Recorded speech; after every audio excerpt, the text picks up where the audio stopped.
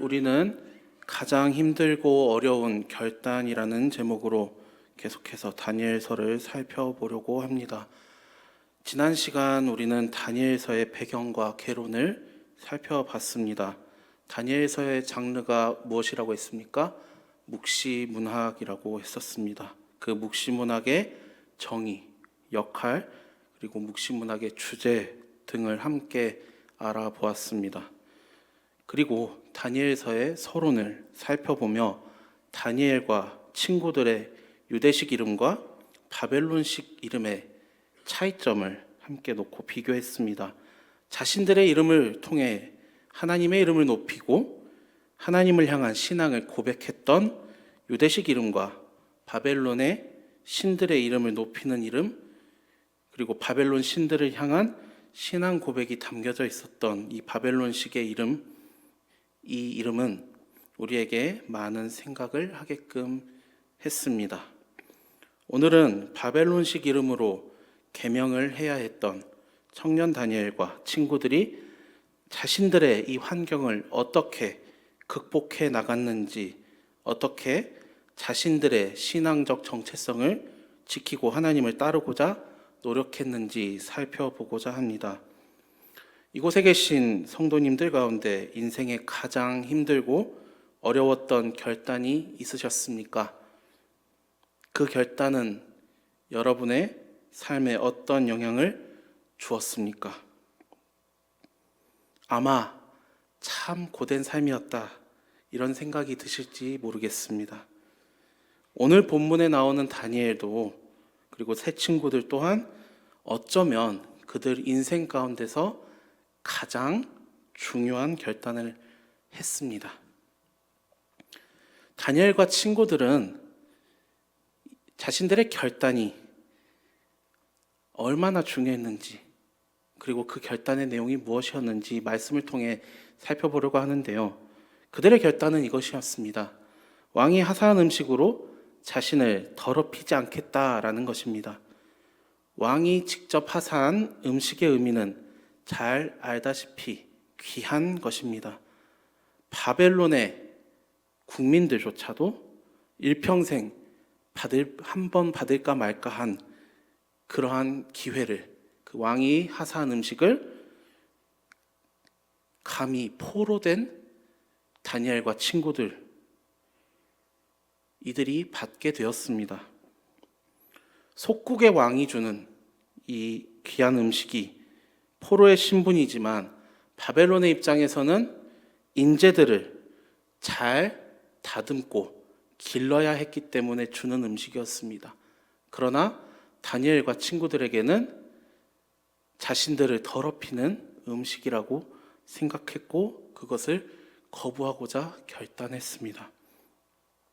오늘 본문의 8절 말씀에서 더럽힌다라는 단어가 등장합니다.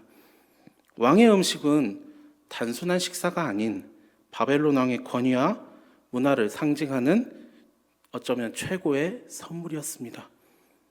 포로 신분인 다니엘과 친구들이 이 음식을 거부한다라는 것은 단순한 식습관의 변화가 아니라 자신들의 신앙과 그 정체성을 걸고 목숨을 건 결단이었습니다. 생각해보면 얼마나 두렵고 외로웠을까요? 모든 것이 낯설고 두려운 이방 땅에서 자신들의 신앙을 지킨다는 것은 그야말로 가장 힘들고 어려운 결단이었음을 말해주고 있습니다.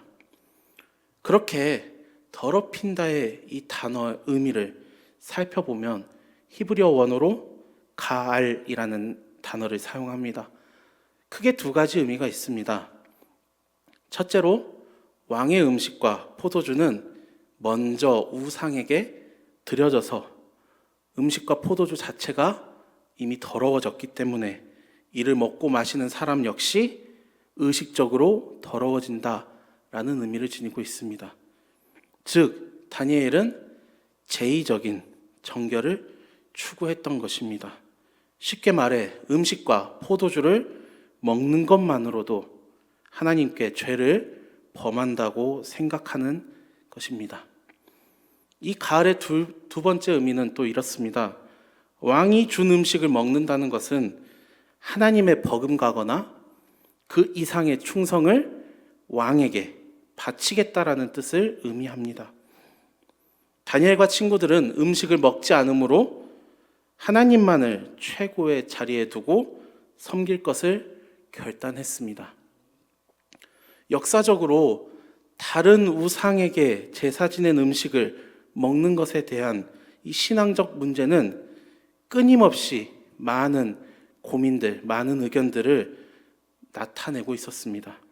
하물며 신약 성경 시대 사도 바울조차도 이 부분에 대하여 고민했던 고린도 교회 성도들에게 자신의 답을 알려주었습니다.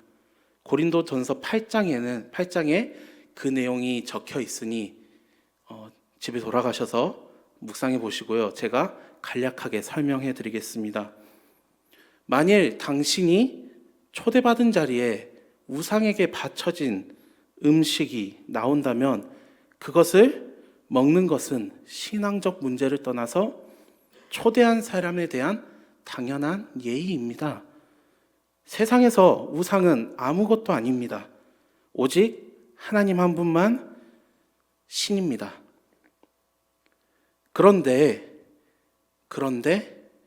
다른 자리에서 마찬가지로 우상에게 바쳐진 음식이 나와서 그것을 먹는 모습을 이제 막 우리 신앙 공동체에 함께 하게 된 성도가 보게 되어서 그 성도의 신앙이 흔들리게 된다면, 나의 형제 자매를 걸고 넘어지게 한다면 그것은 하나님께 죄를 짓는 것입니다. 만약 그 음식으로 인해 나의 형제 자매가 마음이 요동하게 된다면 나는 평생 고기를 먹지 않겠습니다. 이 내용이 고린도전서 8장의 대략적인 내용입니다. 사도 바울의 이야기의 중점은 이것입니다. 우상에게 바쳐진 고기를 먹는 것 개인의 자유입니다. 그러나 이제 막 신앙생활을 한 사람이 자신의 어떠한 모습으로 인해, 여기서는 우상에게 바쳐진 고기를 먹는 모습으로 인해 마음이 동해서 신앙이 흔들리게 된다면 자신은 평생 고기를 먹지 않겠다라는 답변을 남겼습니다. 즉, 자신의 신앙적 양심에 따라 행동하라는 것입니다. 바울이 이러한 이야기를 한 이유는 고린도 교회의 특수성 때문입니다. 고린도 지역은 우리가 잘 알다시피 무역이 활발한 항구가 있는 지역입니다.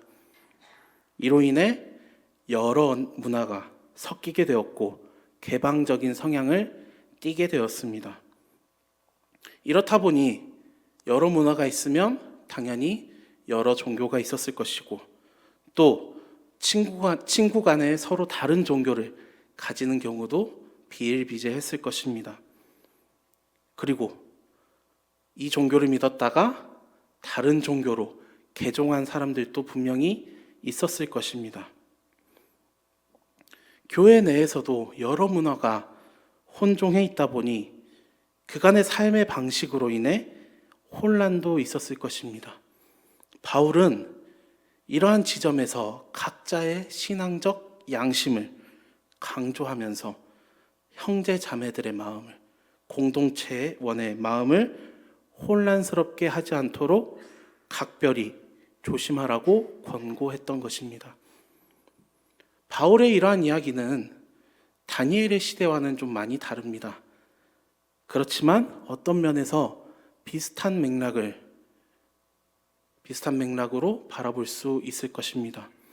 다니엘은 자신의 양심과 신앙 공동체를 위해 목숨을 걸고 결단했습니다. 다시 본문으로 돌아와서 살펴보면 사실 다니엘은 왕이 하사한 음식과 포도주를 충분히 신앙적 양심에 따라 먹을 수도 있었습니다. 그러나 다니엘과 친구들은 자신들의 그 신앙적 양심에 따라 왕이 하사한 음식을 먹지 않는 결단을 했습니다. 분명 이런 생각을 했을 것입니다. 저 음식 그냥 음식일 뿐이야. 하나님 외에는 다른 신은 없어. 나는 하나님만을 섬기는데 그냥 먹어도 아무 문제가 없어.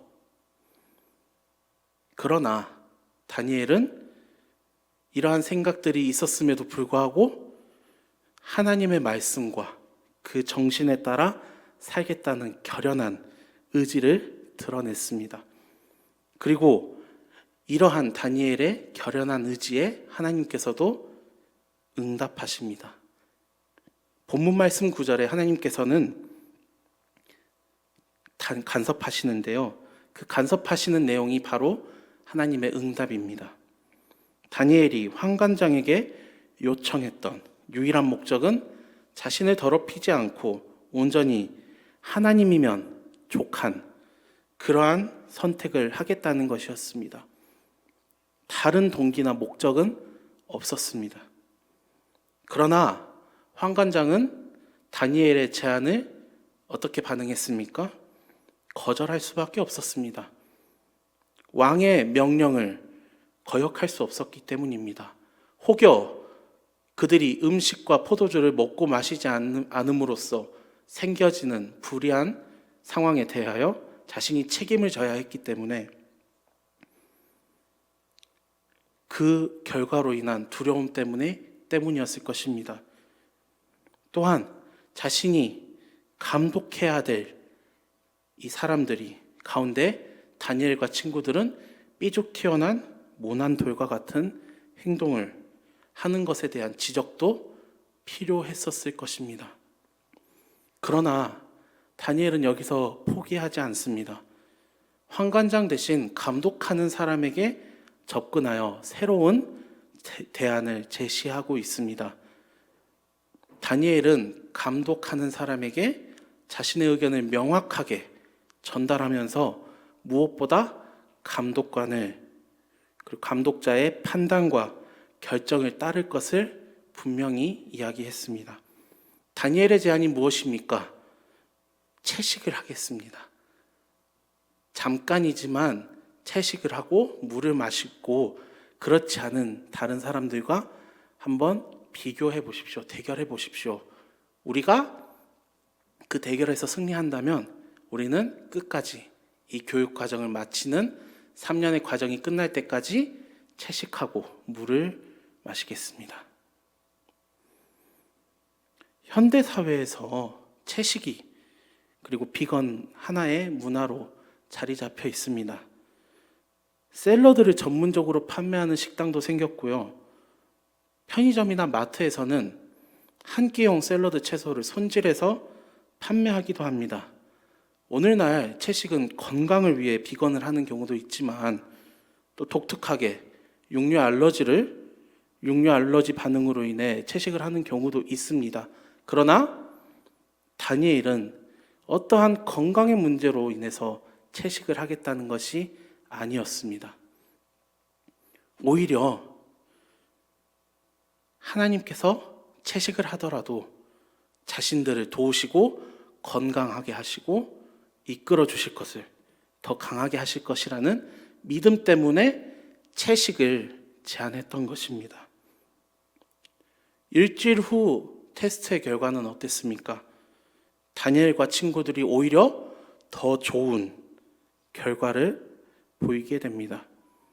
환관장처럼 두려워할 필요가 없어졌던 이 감독관은 다니엘이 원하는 대로 교육 과정 기간 내내 채식과 수분을 허락하게 됩니다.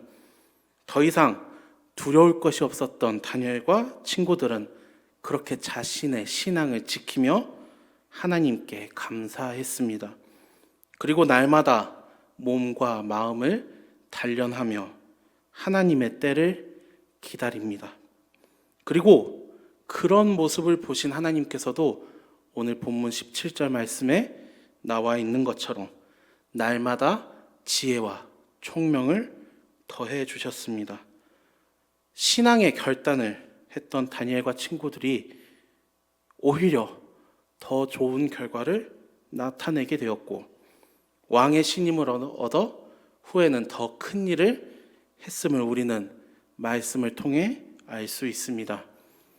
다니엘의 결단, 이것은 비단 그저 옛날 이야기, 성경에 나온 이야기만이 아닙니다. 신앙을 지키기 위한 결단은 시대와 장소를 넘어 오늘 우리 모두에게도 요구되고 있습니다. 신앙의 결단을 했던 몇몇의 인물을 소개하려고 합니다. 이들의 결단이 얼마나 다양한 모습으로 나타나는지, 그 결단이 우리 삶에 어떤 의미를 주고 있는지 함께 생각해 보시기 바랍니다. 처음 소개할 인물은 독일의 신학자이자 목회자였고 히틀러를 암살하고자 했던 디트리 보네퍼 목사입니다. 이 목사님은 이러한 결단을 했습니다. 나치 정권을 피해 미국으로 망명하여 신학자이자 교수로 살 수 있었습니다. 그러나 보네퍼 목사님은 나의 조국과 교회가 고통받는데 나만 떵떵거리며 잘 살 수 없다, 안전할 수 없다 라고 하며 독일로 돌아갑니다. 그리고 히틀러 암살단을 조직하여 활동하게 됩니다. 분명 보네퍼 목사님이 미국에 망명했다면 아마도 더 멋진 신학적 풀이와 깊이 있는 가르침을 우리에게 주셨을지도 모릅니다. 그러나 편안함을 택하지 않고 하나님 앞에서 정직한 신앙을 선택했습니다. 그리고 값싼 은혜는 교회의 원수이다. 은혜는 그리스도를 따르는 자에게 결단을 요구한다라는 가르침을 전하셨고 결국 나치 정권이 무너지기 이틀 전 처형되셨습니다.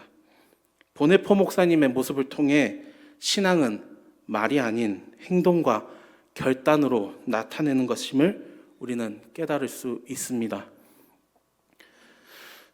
보네퍼 목사님과 사뭇 다른 결로 결단했던 또 한 명의 인물이 있습니다. 바로 넬슨 만델라 전 남아프리카 공화국의 대통령이 있습니다. 흑인 인권 운동가였던 그는 27년 동안 감옥에서 지내며 참 어려운 힘든 인생을 살았습니다. 그가 대통령이 되고 나서 과거에 자신을 힘들게 했던 사람들에게 복수가 아닌 용서와 화해라는 결단을 통해 이렇게 이야기를 합니다. 진짜 힘은 분노와 보복이 아닌 용서와 화해의 결단에서 나온다. 보네퍼 목사님은 자신을 내어놓는 결단을 했다면 넬슨 만델라 전 대통령은 용서하고 화해하는 결단을 보였습니다. 이렇게 결단의 모습은 서로 다르지만 어떠한 결단을 하든지 하나님께서 그들의 결단 앞에 함께 하셔서 역사의 올바른 방향으로 이끌어 주셨음을 우리는 알 수 있습니다. 오늘 우리에게도 다니엘처럼 그리고 보네퍼 목사님처럼 넬슨 만델라 전 대통령처럼 결단이 필요할 때가 있습니다. 삶의 자리에서 나의 신앙을 지키는 것이 참 힘들고 어렵습니다. 때론 하나님의 편에 서는 것이 두렵고 손해보는 것처럼 느껴지기도 합니다. 우리 삶 가운데서, 직장에서, 가정에서, 사회생활 속에서 신앙의 정체성을 지키기 어려울 때가 언제입니까? 대부분 양심과 타협의 경계선에 있는 문제들입니다. 아마도 가장 어려운 지점일 것입니다. 사회생활을 하기 위해 필요한 것들이 나의 신앙적 양심을 찔러 마음을 혼란하게 합니다. 분명 그때마다 결단해야 합니다. 그러나 하나님께서는 여러분들의 결단이 어떠하던 감싸 안아주시고 또 새로운 방법으로 인도해 주실 것입니다. 지금 우리는 어떠한 결단을 앞두고 있습니까? 여러분 개개인의 삶 속에서 결단해야 될 것들이 분명히 있을 것입니다. 어떤 선택을 하던 그 선택의 책임은 나에게 있음을 분명 기억하시길 바랍니다. 책임지지 않는 신앙은 죽은 신앙입니다. 온전히 내 책임이 아닌 다른 이들에게 책임을 떠넘기게 된다면 언젠가 더 큰 눈덩이로 다가와 덮칠 것입니다. 눈덩이도 적당히 작을 때 감당할 수 있습니다. 다가오는 6월 3일, 이제 일주일 앞으로 다가온 대통령 선거, 어쩌면 이날 우리는 책임 있는 신앙인의 모습, 결단하는 모습을 보일 수 있는 날입니다. 우리는 이 땅에 하나님의 정의와 공의를 바라고 꿈꾸며 하나님의 나라가 이 땅 가운데 세워지길, 이루어지길 기도해야 합니다. 또한 한 명의 민주시민으로서 자신의 의견을 드러내는 날입니다. 그저 한 명의 투표이지만 티끌모아 태산이라는 말처럼 그 수가 눈덩이처럼 불어나 자신의 개인의 의견이 모두의 의견이 될 것입니다. 그 가운데 하나님을 두려워하고 정의와 공의를 바로 세우고자 힘쓰는 인물이 세워지길 기도하고 기도해야 할 것입니다. 사랑하는 계림교회 성도님들, 우리 삶 가운데서 때때로 믿음의 결단을 해야 될 때가 있습니다. 그때마다 하나님께 지혜를 구하시고 믿음의 결단을 이어나가시길 간절히 소망합니다. 하나님께서도 여러분을 통해 잘했다 칭찬하시고 또 기뻐 받으실 줄 믿습니다. 모두가 다니엘과 친구들의 믿음처럼 그러한 결단을 할 수는 없습니다. 그러나 각자의 결단을 통해 우리 공동체가 하나가 되고 그 속에서 또 멋진 하나님의 나라가 될 줄 믿습니다. 우리에게 주어진 이 시대적 순종을 마음에 새기고 믿음의 결단을 통해 자신의 신앙을 잘 지켜나가시고 또 하루하루를 잘 살아내는 여러분들 되시기를 주님의 이름으로 간절히 축복합니다.